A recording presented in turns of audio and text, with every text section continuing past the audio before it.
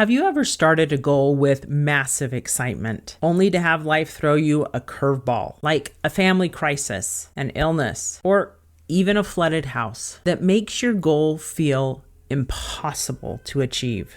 Most of us quit because we feel an obstacle is a stop sign from God, when it's actually just a pivot point. Today, we're answering the question, how to stay accountable to your goals. And by the end of this episode, you will understand how to build a messy middle mindset and solve the pain of disruption-induced guilt by learning how to delegate, rest, and reward your way to the finish line. We're moving from rigid perfection to a flexible walk with God and His Spirit. Stay tuned. Ordinary women. Extraordinary faith. When God calls, we say yes. The Arise Women of God podcast. Hello and welcome to another episode of the Arise Women of God podcast. I'm your host, Tamara K. Anderson, and joining me today is Wendi Christensen, my co-founder of Women Warriors of Light, and Kari Anjewierden from our advisory board. And we're talking about the grit required for growth today. First, we're going to discuss why you should expect the storm and how to pivot like a tree moving in the wind. Second, we'll talk about the messy middle and why you should record miracles on the hardest weeks. Third, I'll share a personal story about how losing my voice led to the power of delegation. And finally, we'll share the stewardship of reward and rest and why your worth is not tied to your work. But first, we're going to have Wendi share about the divine pivot and why we need to plan for obstacles. Plan on obstacles coming. I think if you already know ahead of time, hey, I'm going to set this goal. It looks beautiful. You've written it down or you've got it on your wall. Just plan. There's going to be obstacles, whether that's the mental obstacle of I don't want to get up and I don't want to go running or walking or go to the gym, or maybe some anxiety or struggling with some depression. I'm having a hard time getting out of bed. Just expect the obstacles to come because they will come. I'm having a house flood this week and it's disrupted all of my goals for the week. I mean, it's shifted everything, but I'm reevaluating them and going, okay, well, how can I tweak those goals to help them to fit in with where I'm at right now? Because ironically, one of my goals this year was to simplify my home. I wanted to clean out some closets, and I had an appointment this week for a friend of mine to come and help me clean out one of my really big closets under my stairs and to organize it. And I actually had to text her and say, I can't do that this week. And then I thought, God has a really funny sense of humor because now I am being forced to clean out my whole entire kitchen. And so I'm like, oh, he is making me organize. He jumped on this goal faster than I did. I was not ready for this goal. And so I'm completely pivoting and shifting my goals. And it's okay. The more flexible you can be with obstacles, like the trees that bend with the wind and sway, the more flexible you can be when that wind comes or that storm comes and shifts you, the better off you're going to be to still be successful at that goal. It just may look differently than you thought in the beginning. Isn't it funny how God can jumpstart our goals in ways we did not ask for? Wendi's flood turned into a renovation of her entire life. But when you're in the middle of that flood, it just feels messy. Next, Kari's going to share how the mess is actually a prerequisite for the miracle. But what I've learned through the years is that often those goals, those things that we want to do, they get messy. If I'm cleaning out my pantry, I'm going to make a big mess before it's cleaned up. And to be able to mentally prepare myself for that goes a long way to making me successful in trying to accomplish that, because I can give myself grace through the process to say, this may take me a couple of days, maybe even a week, and it's going to be messy. My house is going to be a wreck while I'm trying to do this. But when I'm done, it will look the way that I want it to. But another thing that I've learned is perspective, especially in a situation like yours, Wendi, where things are not unfolding the way that you anticipated they might this week, and you're having to pivot, but to stop and say, where's God in this? And what am I supposed to learn? And are there miracles? and write those down, because there always will be miracles in those things. Those things do feel heavy, and it's not so easy to just pivot.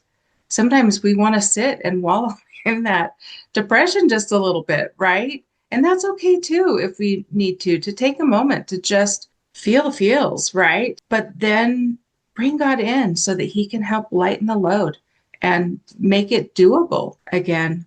So ladies, record those miracles. When you see God's hand in the mess stops feeling so heavy. But sometimes being accountable means realizing that you can't do it alone. I don't think God ever intended us to. Last year, I got sick and lost my voice right when we had a major recording deadline. And God taught me that accountability often looks like asking for help. We were recording podcasts and I got terribly sick, like for 2 weeks, lost my voice for part of it. I mean, not great, especially when we're supposed to be recording podcasts. What I felt impressed to do in that was to delegate.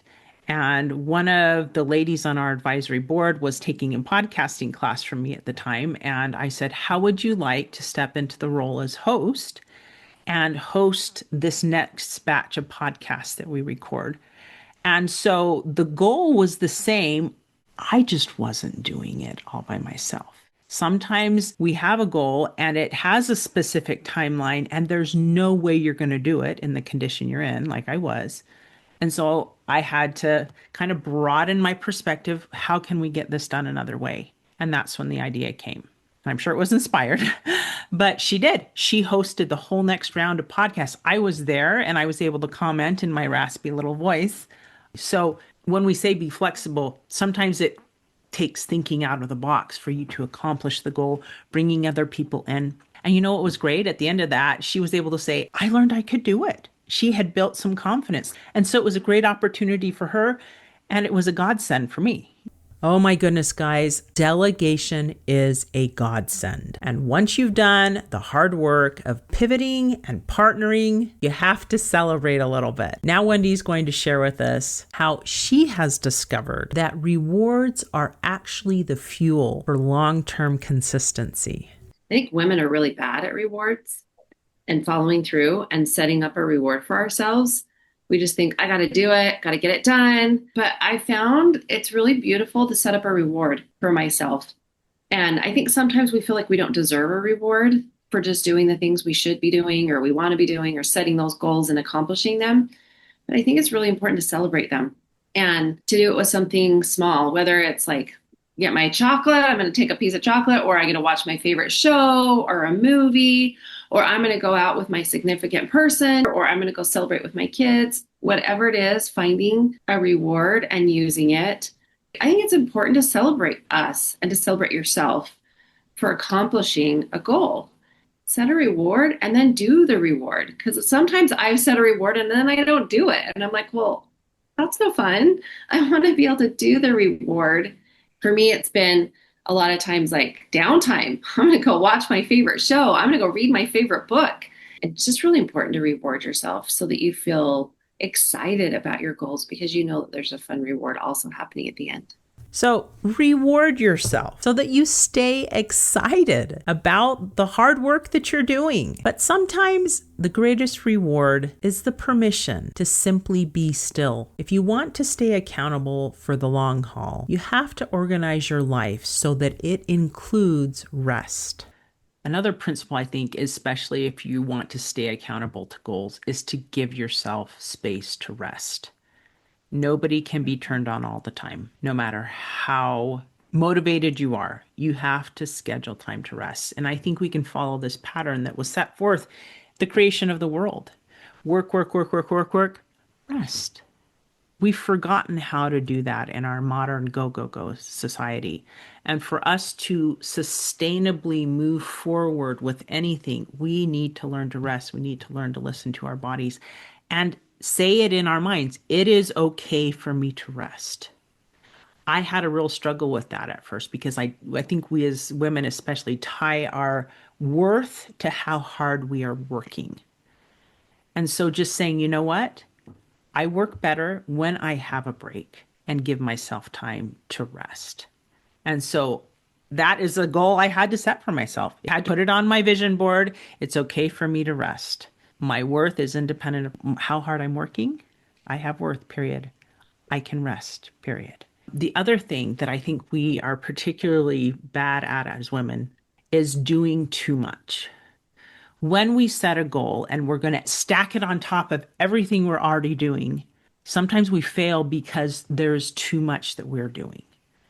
And so pausing and saying, if I'm starting something new, then something has to change or go from my current capacity, or you will burn yourself out. I know I'm speaking from experience, okay? And so we have a fantastic resource at Women Warriors of Light. It's called our not to-do list. And it's where you list everything out that you're doing. And then you prayerfully decide, okay, which of these things am I keeping? Which can I delegate? Which can I change? What can I get rid of?